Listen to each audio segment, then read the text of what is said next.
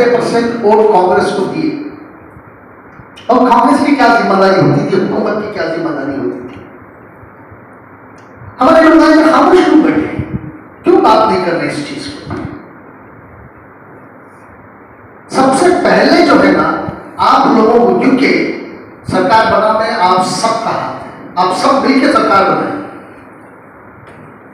दूसरी पार्टियां, दूसरी कौमें, मैं किसी को तरकीब नहीं कर रहा हूं, दूसरी कौमों को तरकीब नहीं कर रहा हूं, 25-30% वोट देके जो है ना अपने सारे मुतालिबे मनवा रहे हैं।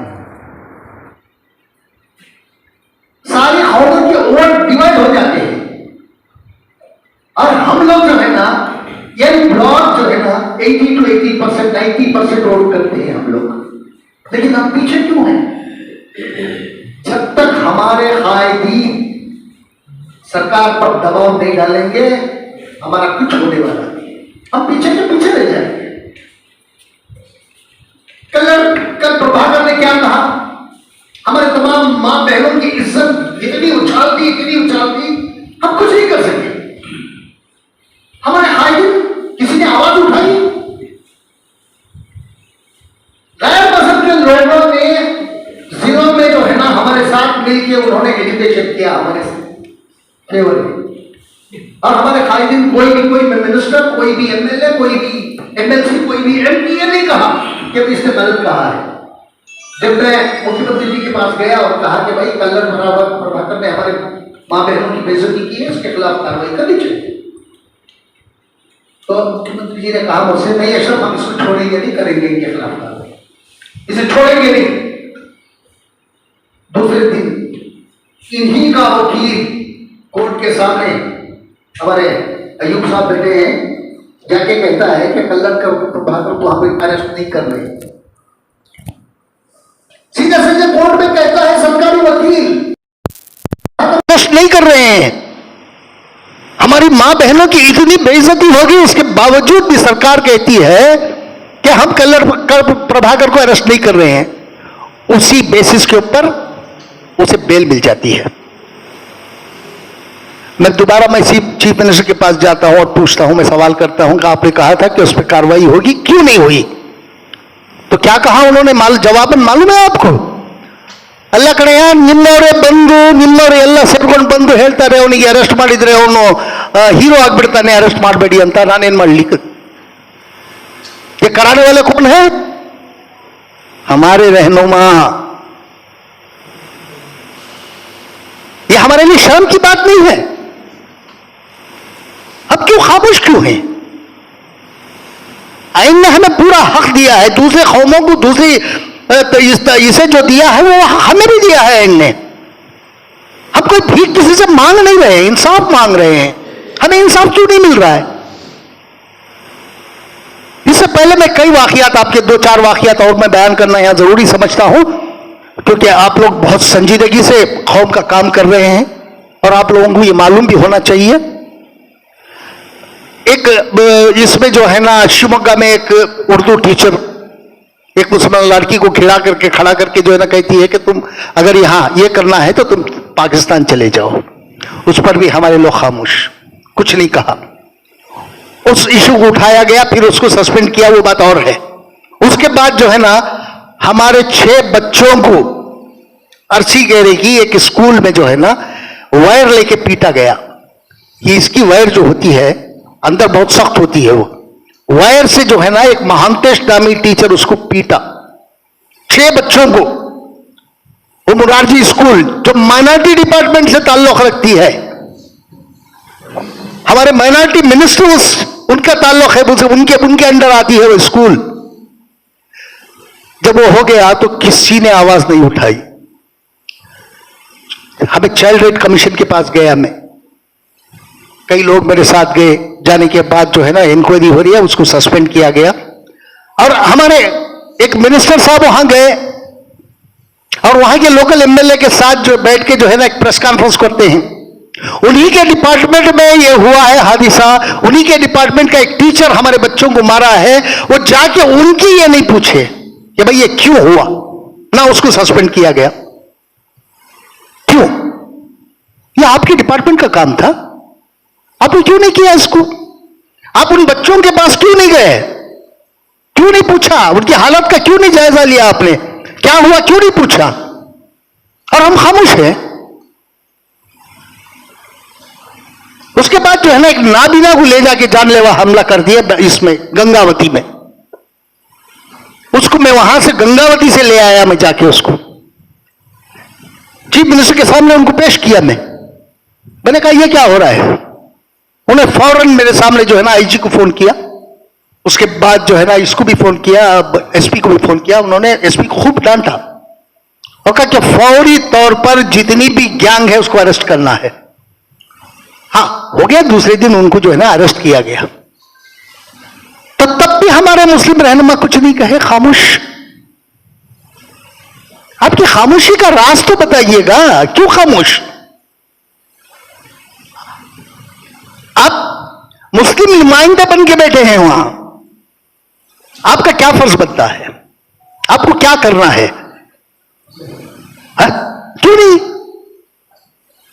क्यों नहीं बात करते? मुस्लिम मसाइल पे क्यों नहीं बात करते? अब एक एक करके आपको एक एक मुस्लिम मसाइल पे मैं रोशनी डालने की कोशिश करूंगा। देखिए, सरकार बनने से पहले जब हमारे उलमाओं की मीटिंग की गई, ये कहीं जो फ्रेजर टाउन के किसी एक फ्लैट में जो है ना हमारे सारे उलमा जमा थे। अब मैं यहां ये बताने की कोशिश कर रहा हूं कि हमारे उलमाओं की कैसी बेइज्जती करते हैं ये लोग। मैं दोबारा आपसे कह रहा हूं, जब मुझे बुलाएं तो मुझे सुनने का भी साहस रखिएगा। बहुत हो गया, आप बहुत खामोशी इख्तियार कर ली हम लोगों ने, अब हमें खामोश रहना नहीं चाहिए। जब 9 ईशा के बाद का वक्त दिया गया था हमारे उलमाओं को, ईशा के बाद जो है ना डीके शिव कुमार साहब और हमारे जो सिद्धरामैया साहब और जनरल सेक्रेटरी साहब एआईसीसी के, ये लोग जो है ना आएंगे और मुस्लिम उलमा से बात करेंगे। तो 8:30 बजे का वक्त था, 9 बजे हुआ, 10 बजे हुआ, 12 बजे हुआ, 1 बजे आते हैं ये लोग।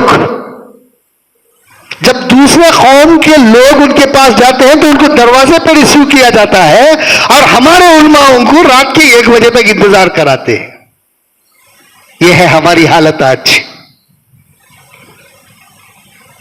और ये वादा किया जाता है कि भाई जैसे भी हमारी सरकार बनेगी, मैं सरकार की ये नहीं कर रहा हूं, मैं आलोचना नहीं कर रहा हूं, मैं हमारा हक मांगने की कोशिश कर रहा हूं। उन्होंने कहा कि केजे हल्ली के बच्चों को हम फौरन रिहा करवाएंगे। वकील साहब, आप जानते हैं कि इसमें क्या करना है सरकार को?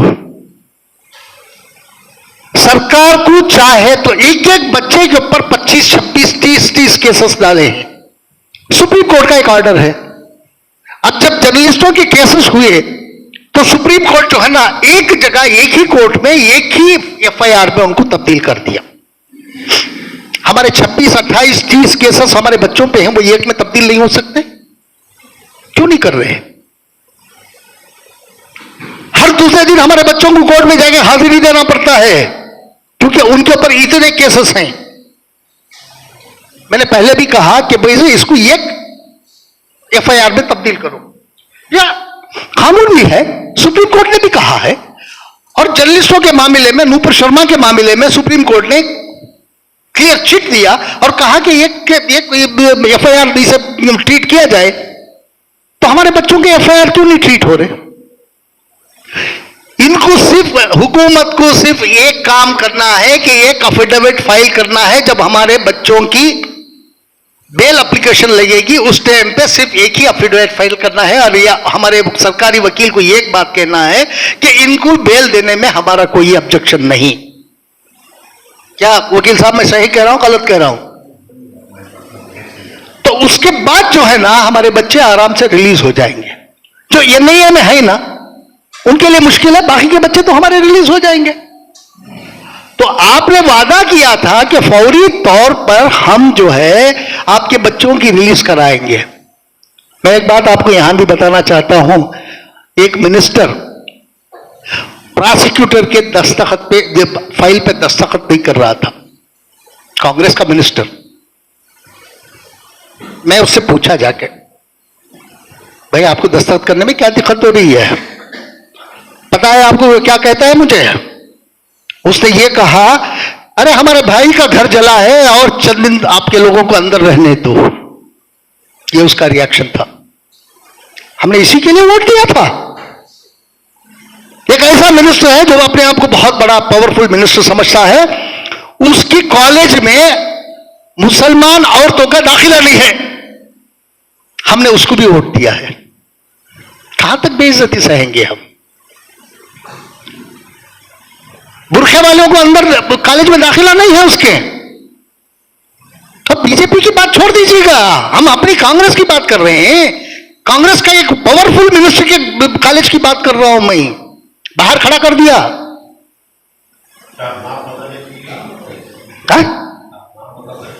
बिल्कुल। मैं देखिए साहब, मैं किसी से डरता नहीं हूं। मैं उसका नाम भी बता रहा हूं, हमारा होम मिनिस्टर है, हाँ परमेश्वर है। क्या इसीलिए हमने उसको वोट दिया था?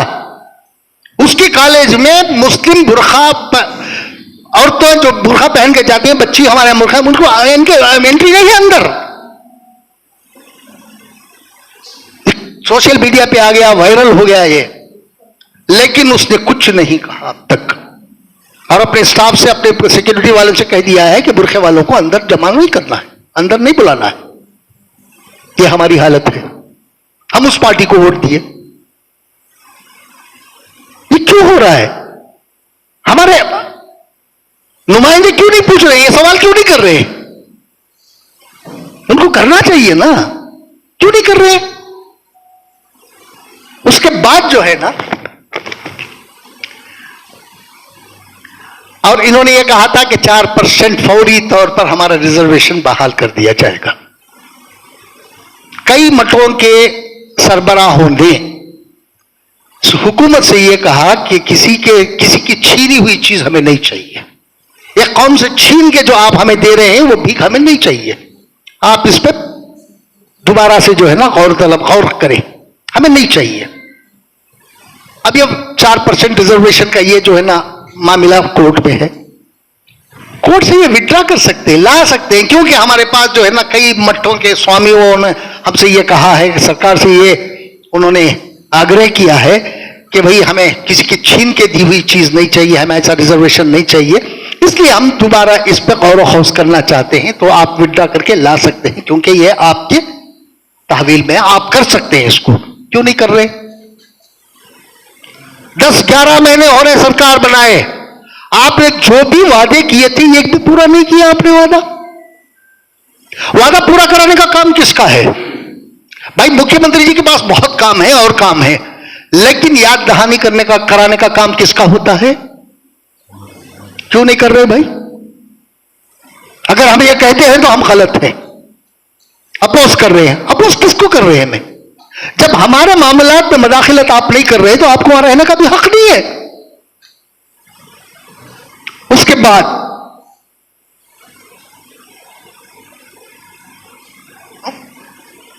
उसके बाद हिजाब का मसला था।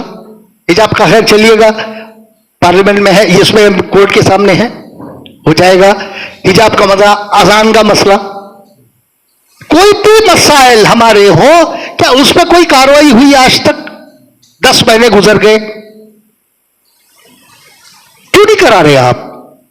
ये एमएलए की जिम्मेदारी है, ये मिनिस्टर्स की जिम्मेदारी है, ये हमारे एमएलसी की जिम्मेदारी है, और दूसरे लोग जो वहां कैबिनेट में और बाहर जो है ना उहदों पे जो बैठे हैं मुसलमान रहनुमा, उनकी जिम्मेदारी है। वो क्यों नहीं करा रहे? खामोश क्यों है? क्या सिर्फ आपको हमारे वोटों की जरूरत है? वोटों के वोट लेने के बाद जो है ना मुसलमान स्क्रैप हो जाता है क्या? 10 महीने कोई भी मुसलमान को बुला के बात नहीं किया सरकार ने, अब बुला के बात कर रहे हैं, क्योंकि अब इलेक्शन आ गया ना। कल क्या हुआ? कितने लोगों को बुलाया, किसको बोलने का मौका दिया? डोमिनेशन कर रहे हैं आप। क्यों हमारे लोगों को बुला के बेइज्जती कर रहे हैं वहां आप? जब आपको ही डोमिनेट करके बैठना है तो हमारे लोगों को बुलाने की जरूरत क्या है? उनको बुला के बेइज्जती करने की क्या जरूरत है? हमारे उलमाओं को बुला के बेइज्जती करने की जरूरत है? आपको डोमिनेट करना है तो आप डोमिनेट कर लीजिएगा। 5,000 करोड़ अगर मांग रहे हैं मुसलमान तो कोई भीख नहीं मांग रहा है सरकार से। ये हमारा हक है, हमारे परसेंटेज के हिसाब से ये हमारा हक बनता है और सरकार को इसे कंसीडर करना पड़ेगा। सरकार कोई हमें भीख नहीं दे रही है, हमारा हक हमें दे रही है। हम भी टैक्स पेयर्स हैं, हमारा भी पैसा सरकार में जाता है, हमारे पैसे से ही हमें दिया जा रहा है, कोई भीख नहीं दी जा रही है हमसे। पिछले बार 350 करोड़ रुपए मिल रहे हमें, 3,500 करोड़ रुपए मिल रहे, एक मिनिस्टर का दावा था।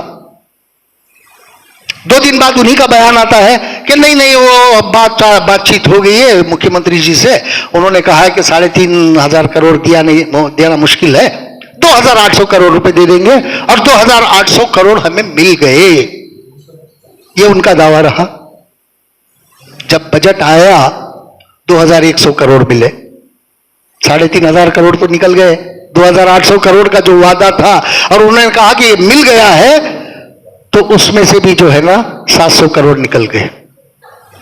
2,100 करोड़ रुपए हमें दिया गया और 2,100 करोड़ में 300 करोड़ और निकल गए, उसमें से क्रिश्चियन डेवलपमेंट अथॉरिटी के नाम पे, जैन डेवलपमेंट अथॉरिटी के नाम से 300 करोड़ उसमें भी निकल गए, 2,800 करोड़। आज तक कितना इन्होंने रिलीज किया है? 1,450 करोड़ रुपया। मार्च का महीना आ गया, क्यों नहीं रिलीज हो रहा फंड?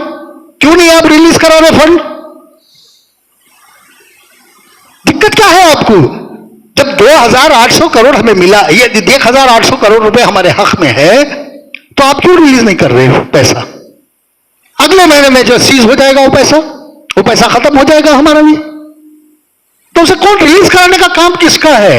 मेरा और आपका नहीं है, वहां बैठे हुए लोगों का है काम। वो उनके पास फुर्सत नहीं है, कौम मिल्लत के ताल्लुक से सोचने की उनके पास फुर्सत नहीं है। जब कभी उनको आपकी जरूरत पड़ती है, बुलाते हैं, बिठाते हैं और डोमिनेट करके आपको चाय पिला के भेज देते हैं। यही हो रहा है। उसके बाद देखिए, हमें खुशी है कि हमारे हिंदू भाई शिवराज तंगड़गी जो अभी मिनिस्टर है, उनका एक बयान आता है। शिवराज तंगड़गी जो कल्चरल मिनिस्टर हैं, उनका एक बयान आता है और वो कहता है कि मुसलमानों तुम क्या कर रहे हो? तुम्हारी मां बहनों की इज्जत नीलाम हो रही है। ये शिवराज तंगड़गी का बयान है। ये तुम्हारे मां बहनों की इज्जत नीलाम हो रही है। सरकार खामोश बैठी तो आप क्यों खामोश बैठे हो? मैं आपकी ताईद में खड़ा हूं। एक खैर मजहब का मिनिस्टर ये कहता है कल्लर का प्रभाकर के इसमें कि मैं तुम्हारे साथ खड़ा हूं, लेकिन तुम्हारे साथ तुम्हारे लोग खड़े नहीं हैं। इससे और ज्यादा बेइज्जती की बात हमारी क्या हो सकती है? बताइए सर। क्या यही दिन के लिए हमने अपने नुमाइंदों को चुना था? यही देखने के लिए? जब हमारे मां बहनों की इज्जत नीलाम होती है तब भी आप मुंह नहीं खोलते, क्यों? साथ साथ हमारा माइनॉरिटी कमीशन भी खामोश, उसने भी कोई आवाज नहीं उठाई। ये माइनॉरिटी कमीशन का मुद्दा था, ये अलमिया था, उन्होंने खामोशी इख्तियार कर ली। क्यों खामोश? एक नोटिस तक भी जारी नहीं किया उनको। हुकूमत कहती है कि हम इसको अरेस्ट नहीं कर रहे हैं, उस बेसिस के ऊपर उसे ये मिल जाता है, बेल मिल जाती है। ये हमारे खिलाफ है ना, ये हुकूमत का भी जो ये है हमारे खिलाफ है, ये मुसलमानों के खिलाफ है। अगर हुकूमत चाहती तो उसे कंटेस्ट करती और कहती कि नहीं, हम उसको बेल नहीं देना है, बेल की मुखालिफत करती, लेकिन हुकूमत नहीं की। और एक मिनिस्टर हमारे इसमें खड़ा है और कई अजला में मैं देखा कि गैर मजहब के लोग जो है ना उस आदमी को गालियां दे रहे थे, उसे बुरा भला कह रहे थे और हमारे साथ खड़े हुए थे अजला में गैर मजहब के लोग। और हमारे मजहब के हमारे मिनिस्टर्स, हमारे ये एमएलए, किसी ने भी आवाज नहीं उठाई। अब कुछ दिन पहले देख रहा था कि एक जो है एक आला ओहदेदार पे, वो ओहदे पे एक फायज मुसलमान जो है ना, एक देव को झूला झूला रहा है बिठा के, और एक एमएलए कह रहा है कि मेरा मन देवरू राम है। मैं बचपन से इसकी जो है ना भगवान कृष्ण की पूजा करता हूं मैं। मेरे घर में जो है ना ये है मंदिर है। क्या हो रहा है ये हमारे मुसलमानों को? और ये हमारे रहनुमा है। और एक एमएलए को देख रहा था, वो जो है ना को इसमें जाके मंदिर में जो है ना थाली लेके पूजा कर रहे हैं। ये देखा जा रहा है, दिखाया जा रहा है। आप लोगों के मसाइल से ज्यादा जो है ना उनको दूसरे कौम के लोगों को कुछ करना है। अगर वो कुछ कहेंगे तो आगे बोलने नहीं देंगे, उनको वोट नहीं मिलेंगे उनको। है? आज देखिए क्या होगा, हमारा अलमिया देखिएगा उत्तराखंड में क्या हो गया। यूसीसी लागू हो गई, वहां मस्जिदों को डिमोलिश कर दिया गया। दिल्ली में मेरे घर के नजदीक है वो जगह जहां अभी उन्होंने डिमोलिशन किया है।